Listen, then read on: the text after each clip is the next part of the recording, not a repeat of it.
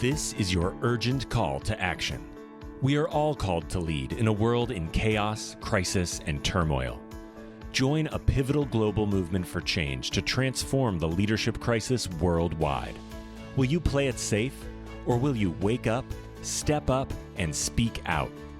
Like Nelson Mandela did for South Africa and the world, we need a radical new way to think, act, and lead, leading boldly into the future. Join host Ann Pratt, a Harvard Fellow and multi-awarded businesswoman, and unlock the best version of yourself to revolutionize leadership with what the world needs now.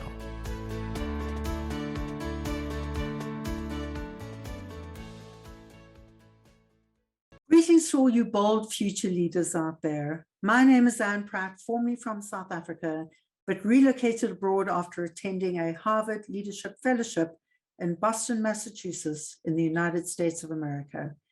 Thank you for tuning in, for listening to this conversation, an international multi-generational dialogue with bold leaders from around the world who share their leadership insights about the challenges and future of leadership and their untold Mandela moment. Joining us today is a remarkable human being, a former Palestinian liberation fighter, a teenage prisoner who spent more than 10 years behind bars, but transformed to become a Nobel Peace Prize nominee and peacemaker, committed to helping healing the deep divides that still plague the Arab-Israeli conflict in the Middle East today. Joining us from Ramallah, 10 miles north from the holy city of Jerusalem, is Sulaiman Khatib, or Souli, as he is more affectionately known. Souli takes us on a journey to unpack three big topics: how the prisoner escaped his mental prison, the gift of COVID to humanity today, and the power of our cultural and ancient traditions and wisdoms to help us navigate the complex world and the big challenges we are facing. Welcome to Leading Boldly into the Future. Souli, I've been fascinated by your story. You know, you came from a background where you were a Palestinian liberation fighter. You then became a teenage prisoner. And from there, you transformed into a peacemaker. And in fact, you've been a nominee for a Nobel Peace Prize. It's a remarkable story. I think what would be helpful is to share with us, what was that journey about? What was the crucible from being a fighter to a prisoner to a peacemaker? Thank you, Anna, for having me here. It's my honor, actually. In shortcut, I born in a village near Jerusalem called Hizma, where my family lives, actually. And I joined the Palestinian resistance since I was 13 years old against the occupation. And when I was 14 and a half, I attacked two Israelis with a friend of mine from my village that his family house was demolished by the army. So we stabbed two Israelis. That attack ended up with slightly wounded for the two Israelis. This is the time where the Israeli occupation were building a big new settlement that will cut the historical ties, the road, the cultural, the spiritual, the business between my village and Jerusalem, since my village historically belonged to Jerusalem. So I ended up in Israeli prison as a political prisoner. I was the youngest prisoner for a while, among other thousands of prisoners. And during the time of jail, actually, the army has blocked my room in my family house with cement and iron for the next 10 years. I was sentenced to 15 years in jail, and I spent 10 years and 5 months in the Israeli jail. During the jail time, I was also very active. The time I was part of a Fatah movement led by Arafat.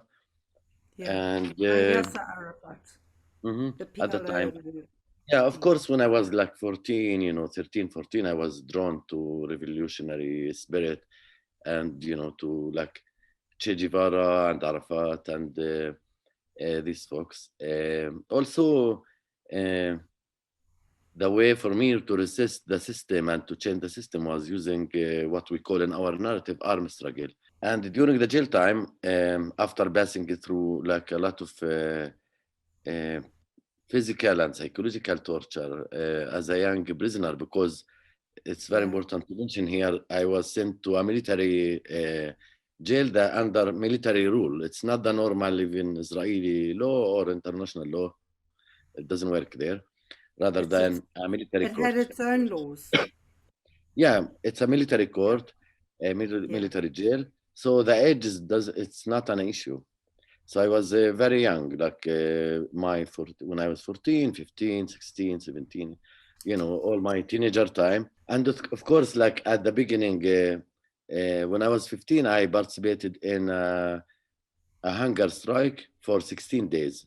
Food hunger strike means we don't eat at all. We just drink a lot of water and salt. That's why it's called mayo milh, salt and water. This is very important term value in our culture, and especially in the prisoners' experience, but even it goes back beyond that in the culture here.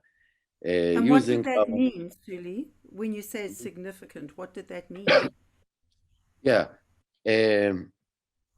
So the idea is basically to steadfastness, which called sumud in Arabic. That's how I learn nonviolence in our own context, historical culture.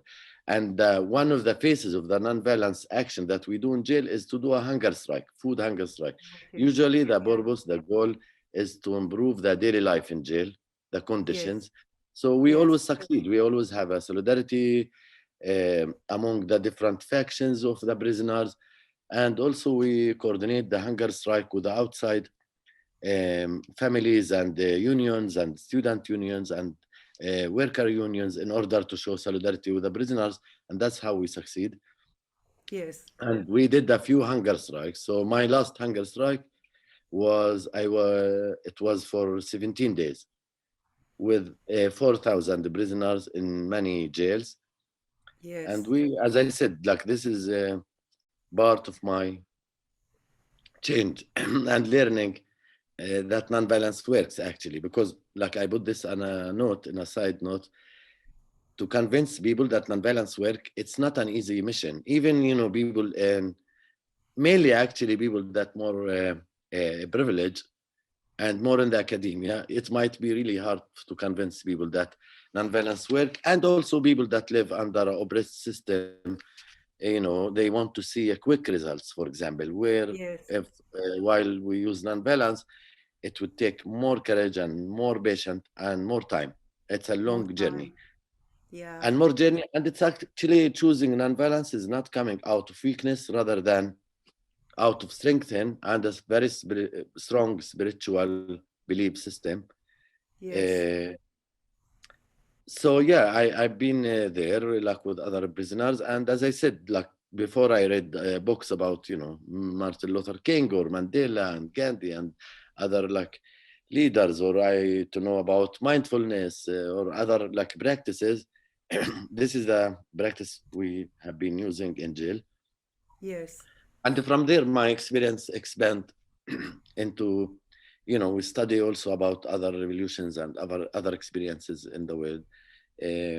So just to say, it's very important to say, jail is not a peace academy.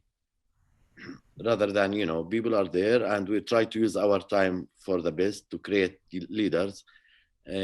So we do like a bunch of sessions every day. This was illegal, actually. It was illegal for a while. So we used to do a lot of sessions. And also, like, there is also a time where the Israeli police would use tear gas to control the prisoners, for example, a few times a year. Because we do, for example, a national celebration, let's say, singing a Palestinian anthem was illegal. For example, we will get a tear gas for that. So we used to do our part. And as a representative of the Palestinian cause in front of the Israeli administration, which obviously where we have to recognize the power dynamic. We are the prisoners and they are the police and the force. Correct.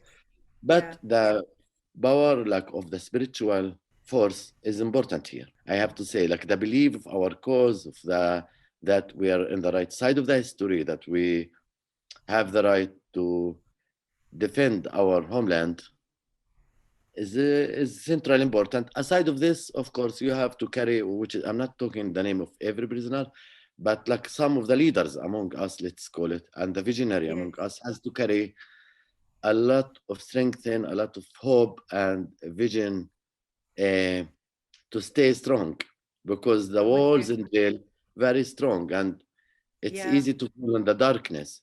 So I grew up there in jail where we sing songs like they could jail our bodies. Of course, there is the suffering part and the torture part and the traumas and everything. Of course, we're a human, and it's important for me to humanize the experience of the prisoners community, which is a big community in our case that's connected to many families here. So like for us at the time, like it used to be, you know, the prisoners like are like the best boys of our people, that's you know, like showing readiness to sacrifice for the cause. That used to be the idea. And of course the idea of the hero is playing a role here, you know, in the narrative, of course.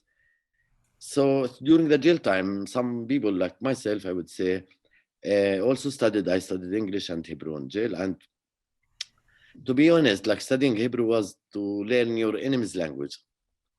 Yeah, That well, was the that's theory. powerful, Souli. I mean, as we know, Nelson Mandela also studied his enemy's language in prison in South Africa. He studied Afrikaans. What was the significance of that for you, studying your enemy's language? So I started from there, and you know, through a long journey and other reasons, um I end up like having knowledge intellectually, and also a space in my heart and my soul, if you want, to try to see multiple narrative to this place and to this conflict rather than one way. One of the things, for example, you know, I try to understand, let's say, the connection that these people, like the occupier side, with this land. What are they doing here? Is just a normal classical colonialist power, or there are other Yeah, like attachment? You know, this kind of questions. As a typical classic in a conflict, we read or know about each other by each other eyes that already filtered and suffered already. So I yes. used to read about the Jewish side of the story from a Palestinian writers, which is a different story. And this is what happened if I compare, like many Israelis read about us by Israeli writers that are biased already, obviously. Um, so it's really different when reading about the other by them, their Their own writers. people. Yes, exactly. And this is really one big lesson Yeah. to say. And of course, like practically, pragmatically, I became among some other people to believe that there is no military solution for our conflict. I was thinking, like some many other people, like how do we like really find the way forward to solve this conflict? And one thing that I thought and is still relevant until now, there is no liberation for our people alone or for the Israelis alone. It's totally interconnected. And the other thing that for the strategy and the tools, I believed after the experience and after reading and experience of hunger strikes and other tools that nonviolence works. And So also by nonviolence, that was a big mindset shift for you. yeah. And also, of course, you know, I read from also indigenous culture where my family coming from, things like, you know, turn your enemy into a friend and don't turn your friend into an enemy, which is said by, you know, Islamic scholar like Ali bin Abi Talib and others, and also like learning what Jesus said about, you know, embrace your enemy and turn the other into a brother, all of these ideas. But this is not like you read and in a sentence or in a day you Cool. became, you No. know, like a Jesus person. That's not exactly. You go through a hell of journey, I have to say, because you have Yes. your own narrative, your mindset, and it's not. It's easier to stay in the comfort zone Yes. of your group, and Yeah. loyal to your group and to loyal to your principles. It's not easy to open your horizon and like humanize the other side's story while you don't agree with their system, obviously. I'm And with it's you. a very tense, like gray area, and you go through this, and it's not intellectual conversation, just it has to go Yeah. through a Yeah. spiritual and a deeper level, and basically to reconnect with a sense of your humanity, with the nature, with everything we believe. And I believe, aside of the global experiences that we learn from Mandela and from others and in the history, our own local culture give us so many tools and principles that can be used to solve this conflict, actually. So Among them, could you share more about that? I mean, I think it's yeah, a very powerful statement about the power of culture and the yeah, traditions, totally. about how it's relevant for you and our leadership today. Of course, like for example, and I guess it has used in South Africa, but it has different name. In our Middle East culture, which is used also by Jewish, Muslim, Christian, and other groups in Middle East over thousands of years, something that called sulha, which means reconciliation. Yes. So we don't need to send everybody from Middle East to study in Harvard conflict resolution, rather than we have it. So we just need to build a bridge and to activate these values of sulha, of reconciliation, that actually still in the place. It's still used in our culture until nowadays. I come from a family that practice that as indigenous family of the Yes. area. Yeah. And people respect this as a religion, almost. This is one example of many other like things that we Of could course. use from the Yeah. local, and also using uh, other techniques that the nature, the earth, our experiences, the ancient wisdom providing to us. After jail time, I came out after 10 years and a half in jail. I was released, and I was active in two Palestinian groups that call for nonviolence intifada in the second intifada. And the conversation about using armed struggle or nonviolence, this is never-ending conversation. I believe in in every conflict, and ours too. Yeah, and also, as I said, I became more open to have Israeli alliances, if I could say that, Yeah. despite obviously that the system of the oppression and the occupation is still in the place. My family is still suffering, like myself and our community. With that said, I'm an optimistic person, always was optimistic by my nature. And maybe I'm lucky actually. Yes. So I always thought it would be important to struggle together for the benefit of win-win situation for both peoples, let's call it this way. What fuels that hope for you?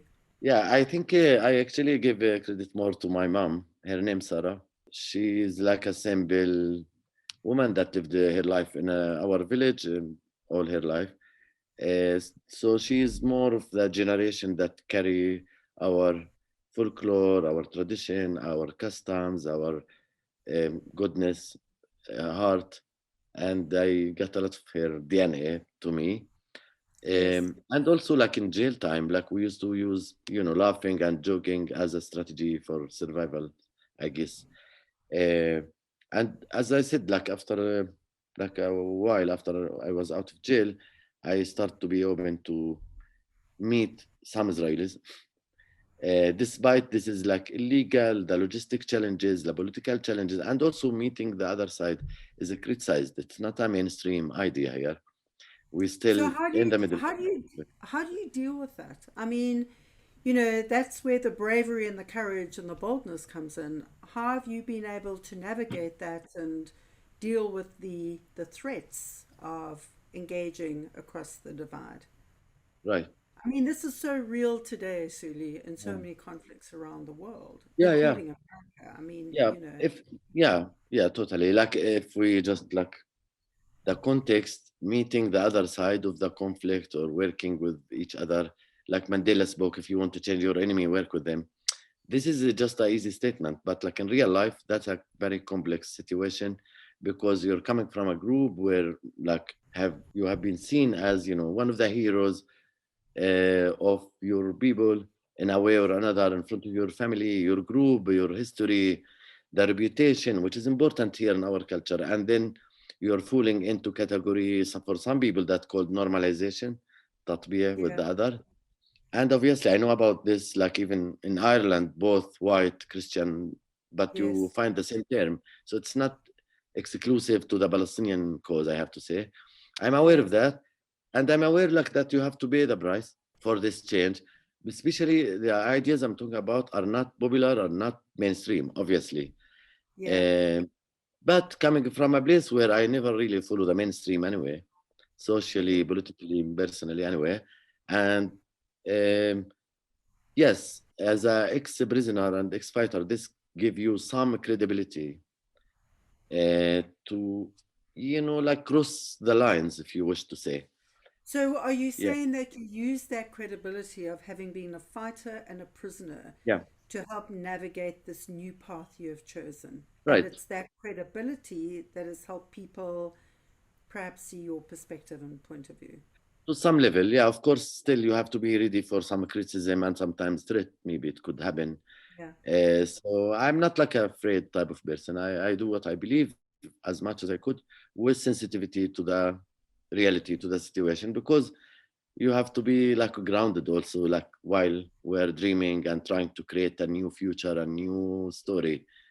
And to create a new story, this really needs a huge effort and a lot of efforts, and also to fight your own patterns and like fears, of course. So Okay. I work in a for a long journey. It's not a shortcut. There is no shortcut, unfortunately, Yeah. to Yeah. make this change happen. So what we say as something I learned in jail, how to make a revolution. We used to like study a lot how to make a revolution. And one of the lessons learned is a revolution and a victory is a small victories, small steps. And that's how, and I am part of a bigger scene. Like I don't have the responsibility by myself. I'm Of one course. of a bigger mosaic. I believe there are a lot of good people out there trying to their best to change this reality. And people are afraid of change, of course, also. You've obviously gone through this amazing journey, this crucible, with a new purpose. How would you explain what is your purpose today? Now I'm in a different place, obviously, very different place after the journey. I'm still learning and keep learning, really. Like nobody knows the ultimate truth. But I have my own personal journey and story, which is relevant for me and for some people, maybe. Uh, I believe we, as a human family, despite all the challenges, the conflicts, the differences, that we really have to struggle to save the nature in the wider sense that include humans and animals and environment. Um, and by going back to connecting to the community conscious, actually, I don't see individual like survival by like individual, like every individual alone, neither Yes. in our like part of the world, neither in the West, neither anywhere, especially nowadays when we look at the corona and the fires that happening around us everywhere. We can see how the world is really destroyed. We are destroying the world, basically. And obviously the occupation is one face, a strong face of this corrupted system. But this is not serving anyone, rather the opposite. It's not stable. It's not gonna stay. The earth change will teach us also how to really take care of our true nature and ourselves. Maybe this is more hippie style to say, but I seen just to share example. Do you think this is your purpose in life? Do you think this is part of your big gift to the world to kind of help humanity take this leap of faith, if you like, and find this new way of connecting? Yeah, I feel I'm part of this bigger revolution Yeah. that would obviously include, you know, fight, struggle for, for fairness, for fair world, and for justice, and for dignity and freedom and safety for people, obviously, and for the nature. Of course, I'm aware of the power dynamic here. That's really important always to keep it in mind, and the needs of people everywhere. Uh, I just want to share example. A few weeks ago, when the fires burning in Turkey, in Greece, in Algeria, in Jerusalem, like across the Mediterranean, Yes. there was really a big lesson to learn, and so many people now writing about it actually, and I hope Okay. we learn from this. The trees has burned quickly around Yeah. Jerusalem Mountain. I born in Jerusalem Mountain, so I'm belonging to this area, and I know by my nature, by my family, which trees are indigenous and like can grow and live in harmony with each other in that area. And unfortunately, like the trees that has been planted in these mountains for the last few decades are imported, are not indigenous to the place. So they were burned quickly. And after the burning, the land, we show the older system that the local people created over their experiences over centuries and centuries. Of course, people take it into political statement to say, oh, look, that was the Palestinian like a system until 48, the Palestinian catastrophe, the Nakba, where Israel was created and the Palestinian refugee issue created at the time. And some people said, no, look, this is 400 years ago. Some people said, no, this is from the temple era, like 3,000 years ago. This is really not my purpose here in this conversation, rather than to say, yes, there is a local ancient wisdom that is in the place. We need to learn from that as humans together to save ourselves and the nature. And in And this terms is a of that beautiful. local ancient wisdom, in essence, what would you say that local ancient wisdom says? What is it? Mhm. A big thing is really to decentralize the governance of the world, the system. We don't have to be the same, like the same colors, the same food, go to the mall, capitalism everywhere, it's just the same thing.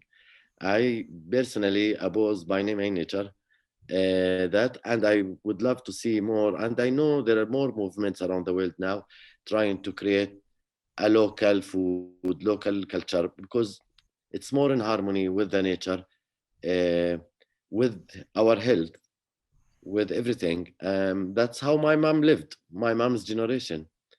Yes. So we don't need to import things from South America, quinoa, to send it to, I don't know where, to the end of the world from the other side.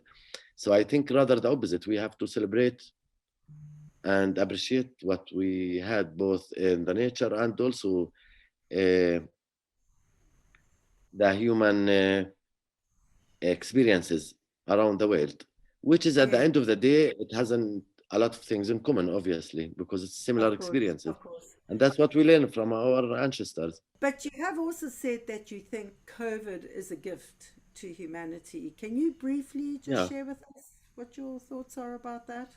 Yeah, like we can call it whatever, but this for some people was like a messenger as a reminder for us to really slow down personally and as a communities, to rethink how we live our life, how which world we want to live in it actually. I see a lot of people like their conscious is like really awakening. I have been going through personal change a lot during the corona actually, because I am not able to move and to travel outside of the occupation restriction. Also with corona there is more restriction, so it's really a good opportunity to be with myself and to slow down with everything.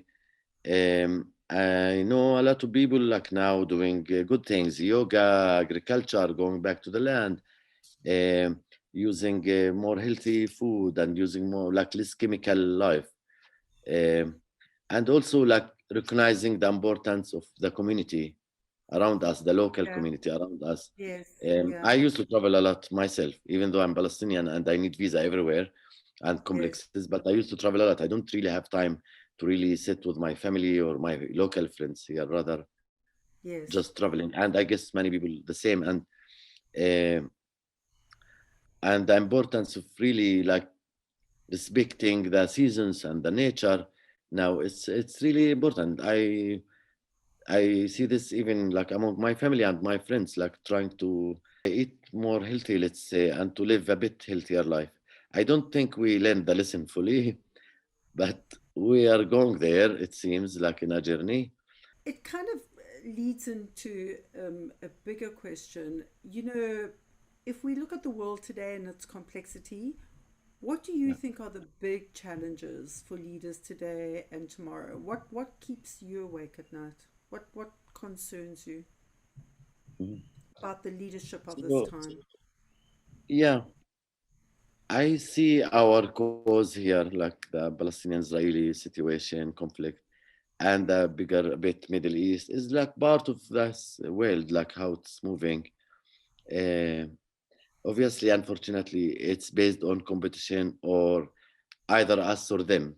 This fear, there's a big, like a lot of fear and a lot of traumas, like unfortunately. Imbalance in power, like the power dynamic, you know, if we look at the what's called the first world problems, which is Yeah. champagne of problems, some people call it. And we look at the other side of the world where people don't have food. Uh, so obviously this is a concern for any human. Of course, I'm like as a person here that I care that I believe our cause could be the example here could be really helpful for the world peace to create. I mean, For Jerusalem has example, in your region you're talking about. yeah, Jerusalem like has Yes, a yes, huge importance in the Abrahamic family, and it has effect on the West-East relations, the Islamic yes, West relations, and so on, and the yes. interfaith families, and among other conversations. I think like really trying to change the system here could help create a more like healthy system around the world that build on trust and cooperation and localization. What do you think is unique about this time in the world? Yeah, I actually feel the energy is moving in the world, and I don't really necessarily believe in right, wrong, like black and white. It's like a journey as a mix of energies. I feel the energies, there's a lot of awakening. That's what I feel. That's what I see. Yes, Even in areas, let's say where I live, in some very conservative, restricted communities, local communities, I see a lot of awakening among the younger generation. And if we have to also take into consideration the whole, communication and the internet with all the negative impact, but it does have a lot of impact of fast passing the information. I really feel this awakening energy around the world, the urgency of like the saving the earth. It's not the just planet. saving the Amazon, which is centrally important, and like some other areas in the world. And I see a lot of pages of people want to save the unconnected tribal communities in India and the Amazon and in the US and everywhere, and going back to their land and nature and how they lived in harmony with nature. I see more people waking up now, uh, Yeah. not to destroy what left, actually, rather to save it and to respect. So I'm maybe optimistic, but that's how I feel.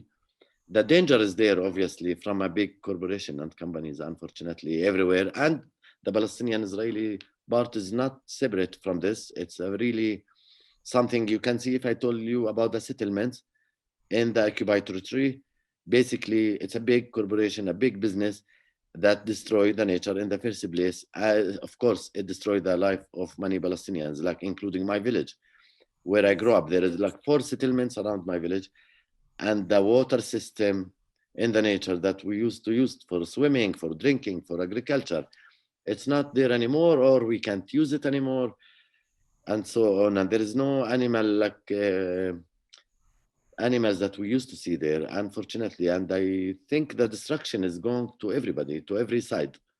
yes, That's yes. a I really a big lesson. Like if your neighbor is not happy, you're not happy. You're not gonna be yes. happy.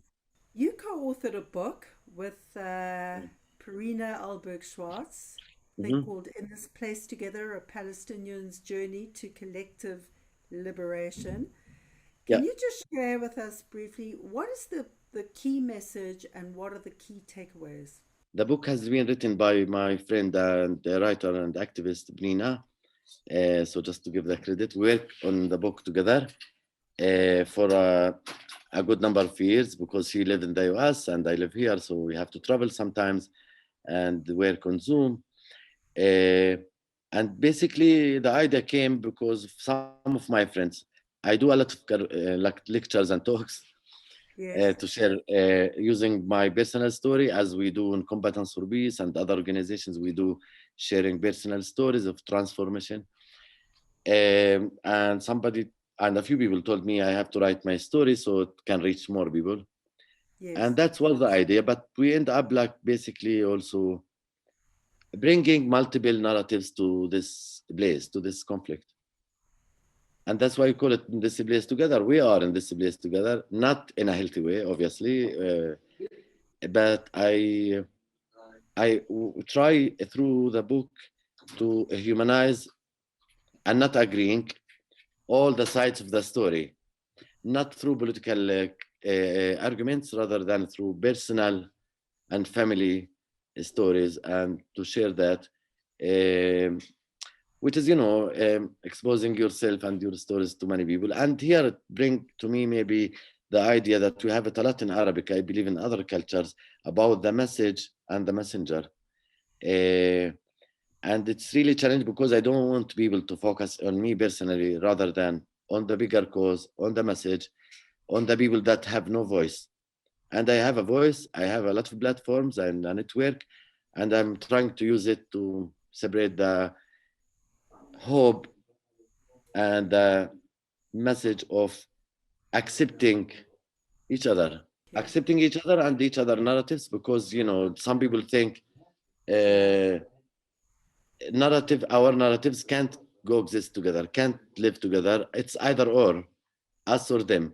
And I've been in these conversations and this experience, and I think totally that multiple narratives can really coexist here in the Holy Land.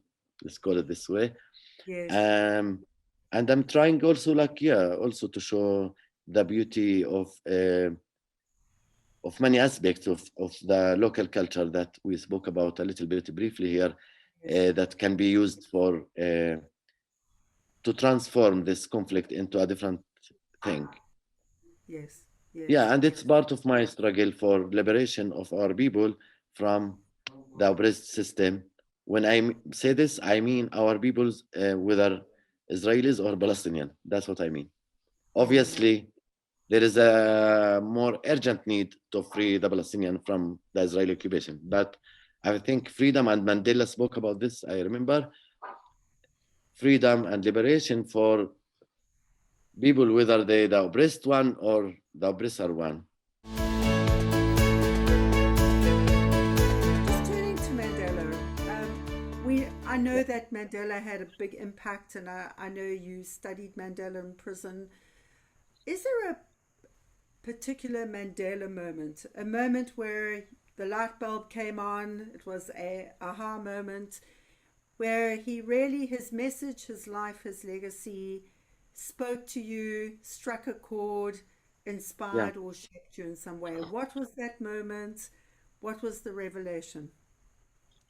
Yeah, yeah. Firstly, I have to say, because my personal background, and for many Palestinians here, Mandela was a big supporter of the Palestinian cause and a friend of Arafat and so on, and he was in jail himself. So there is like a natural connection here, and he's anti-colonialist, revolutionary person with a big heart. So there is really a deeper kind of sense, a connection, and there are many of his experiences, legacy, his wisdom that really inspired and touched me personally and many other people. And for me personally, when I have doubts or I feel, not fine, like I always like remember what he said when he left the jail. He said, If I As I stayed in my walked bed out the door towards the gate. towards the gate freedom, if I still in the hate and trigger, like I would Yes.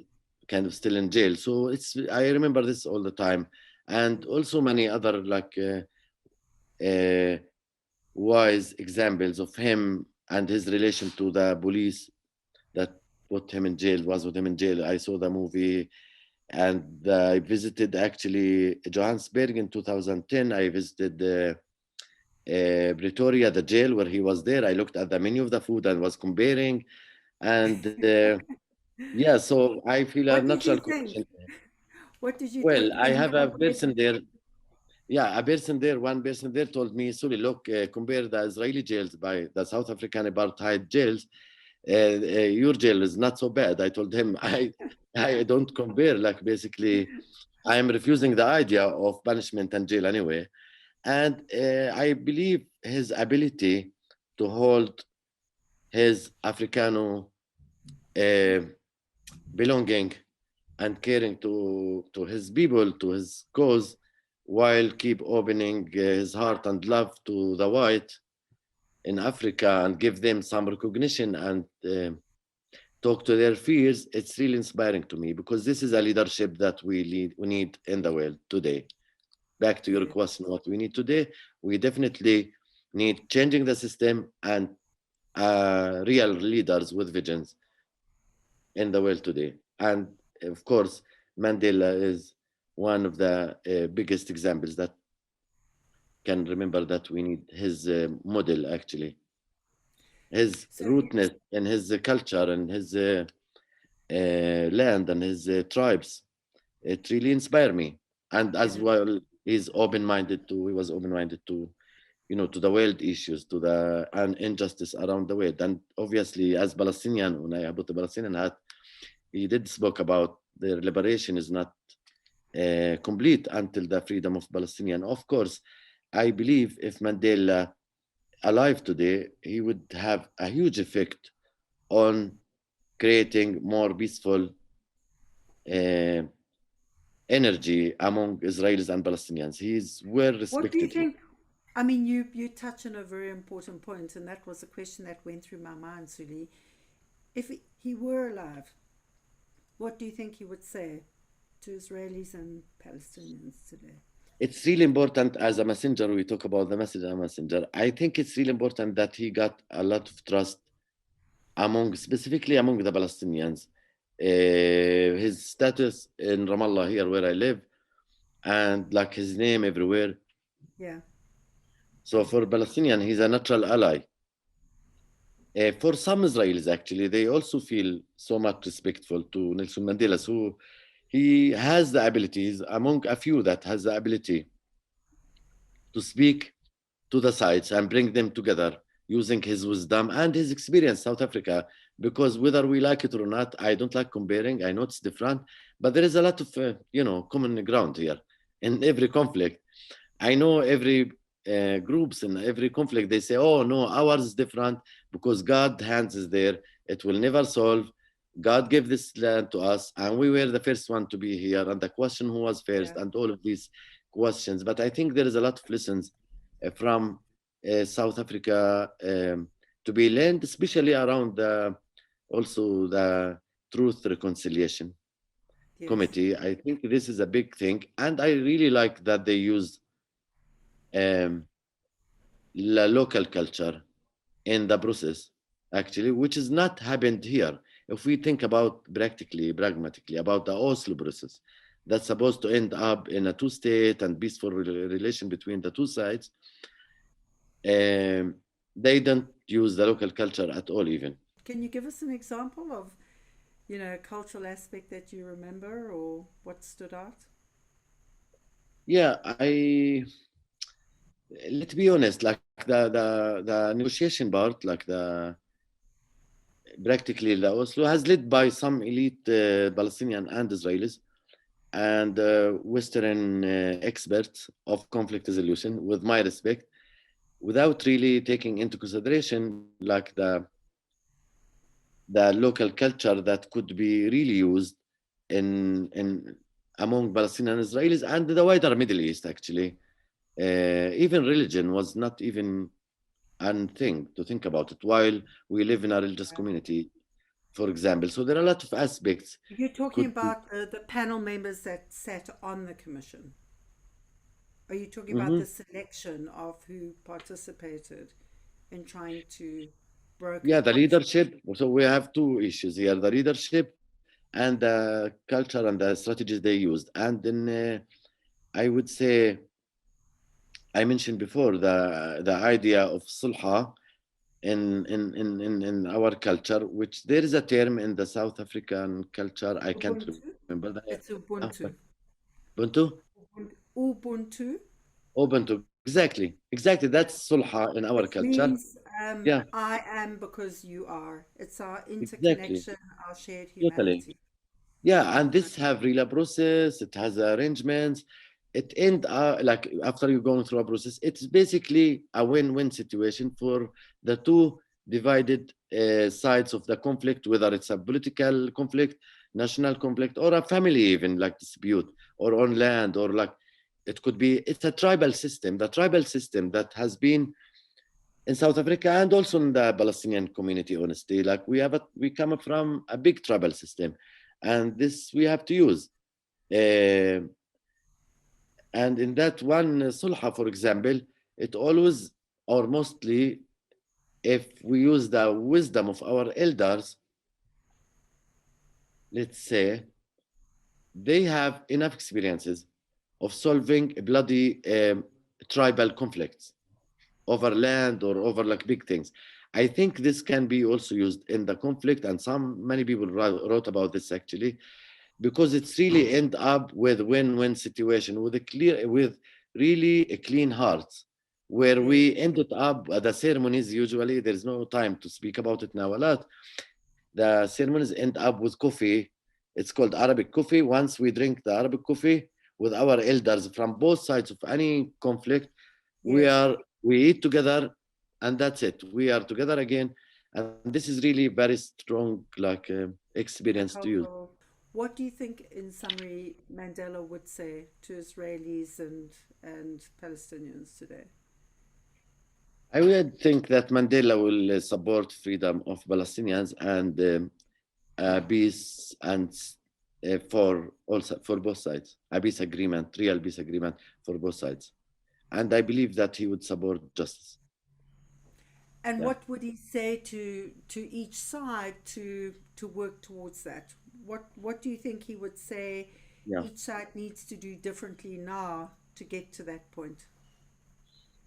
yeah. I would imagine, in my words, that he would ask the leadership in both sides to take unpopular steps and use a lot of courage for that, because this is almost the only way actually. Yeah, to So if really there like was, move yes. forward.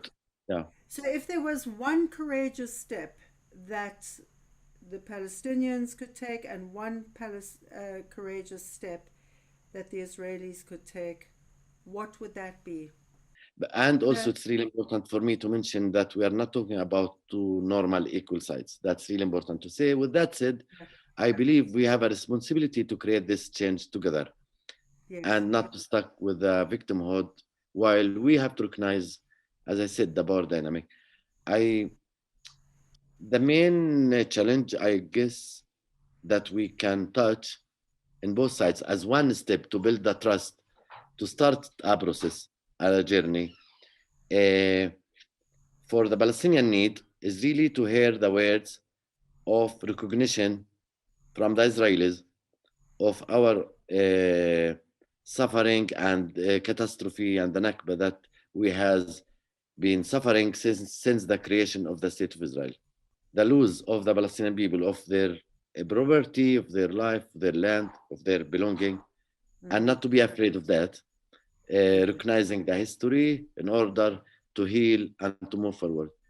And in the other side, I am aware yeah. that Israelis need to hear recognition from us, the Palestinians, of their legitimate belonging to the land without legitimizing the system. Very simple. And I think it's possible. It's challenging. It's not easy. There's a lot of trauma. Yes. There's a lot of suffering, but I think it's a key, like, to start. If I think back to South Africa's truth and reconciliation process, as you would know from the Mhm. TRC, Souli, that was a Yeah, big part of each side mhm, telling the truth without defending, yeah, acknowledging, and that began the healing process.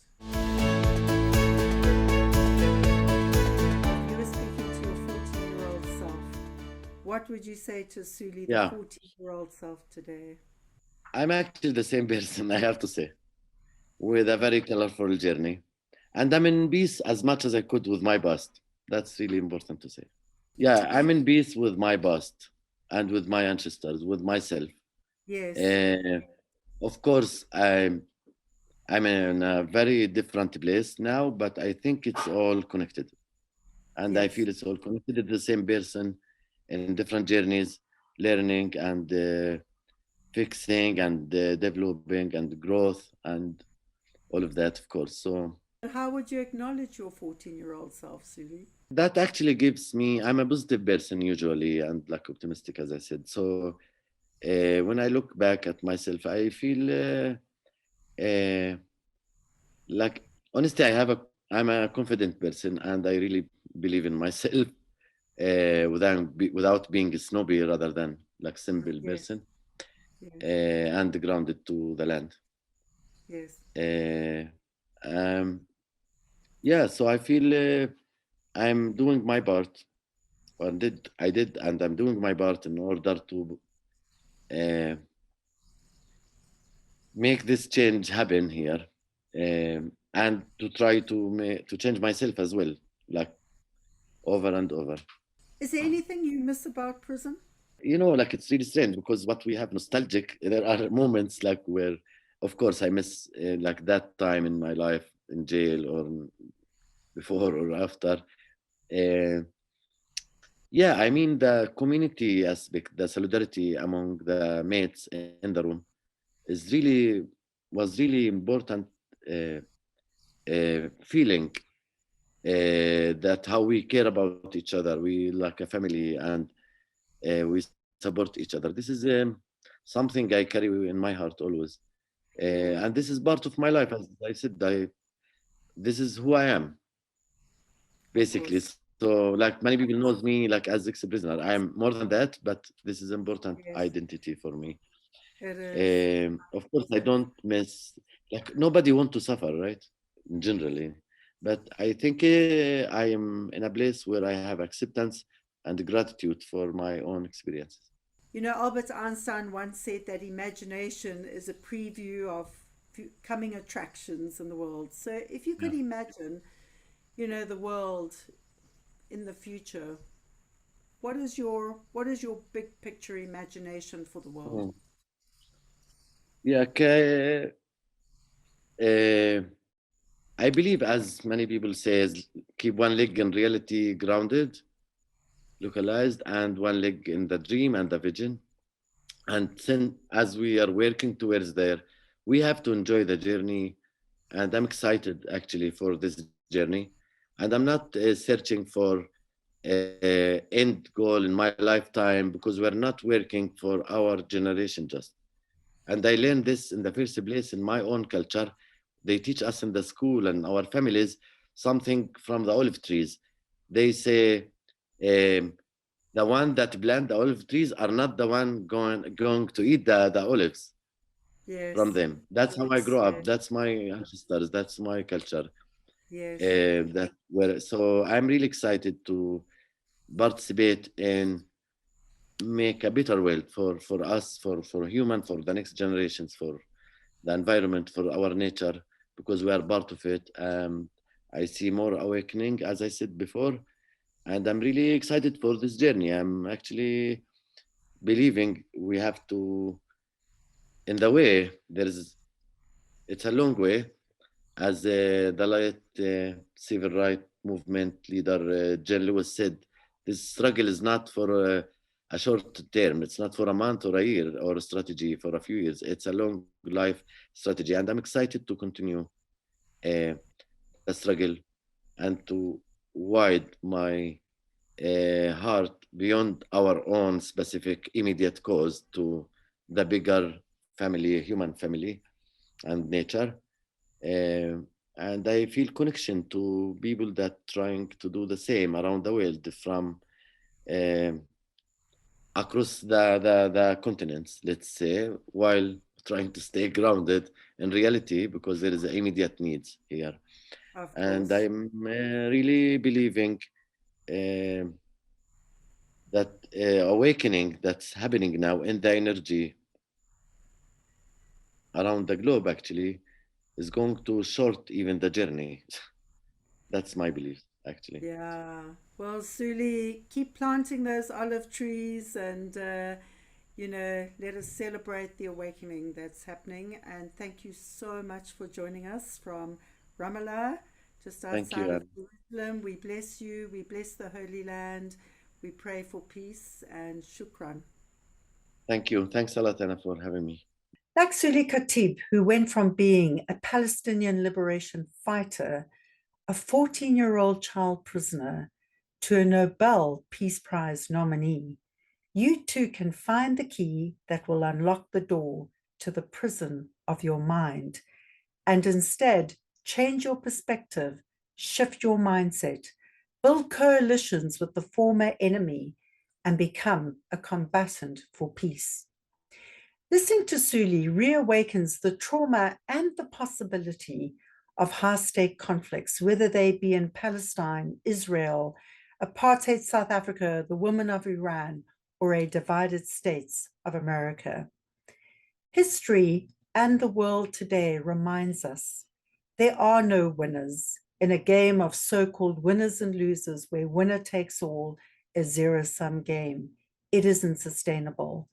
Instead, we have to dig deep and dig within, learn from the lessons of our elders or the rich culture of our heritage, and start with the question, what part do I play in this current mess? We can all exercise leadership and galvanize and energize thousands, if not millions, across national borders for a common cause, from inside or outside of a prison, but do so with nonviolent means. And yes, change is hard, change is slow. It always looks like a mighty mess in the middle. Like Nelson Mandela showed South Africa and the world, with leadership excellence to unite and give everybody a seat at the table, it always seems impossible until it is done. So until next time, remember that leading boldly is about making thoughtful, clear choices. And bold leadership is about taking bold action, just one small step at a time. One small step for you, but together, one giant step for humanity.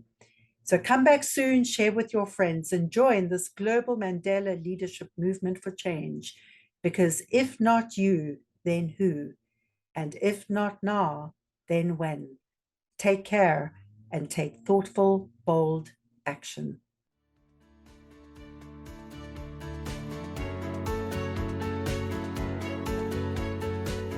Thank you for listening to this episode of Leading Boldly into the Future.